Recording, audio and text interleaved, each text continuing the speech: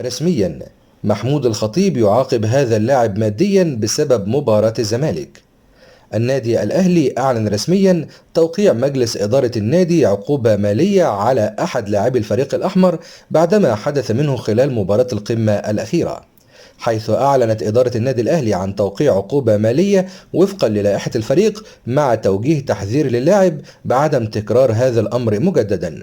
هذا اللاعب هو اللاعب محمد عبد المنعم مدافع الأهلي، حيث دخل اللاعب في مشادة مع عدد من زملائه خلال أحداث اللقاء، وظهرت هذه المشادة أمام الجميع ممن كان يشاهد المباراة عبر شاشات التلفزيون.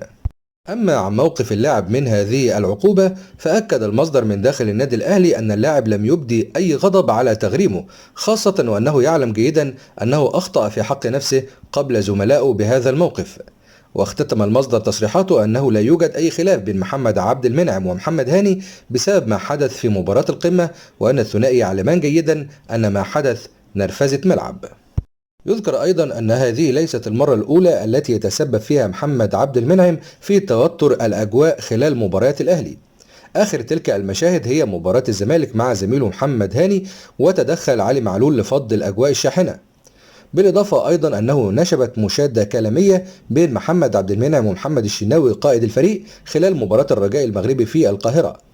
أما عن مستوى المنافسين في نهائي كأس مصر بين الأهلي وبيراميدز، نشبت أيضا بين محمد عبد المنعم ورمضان صبحي مشادة تقرر بعدها طرد محمد عبد المنعم من المباراة.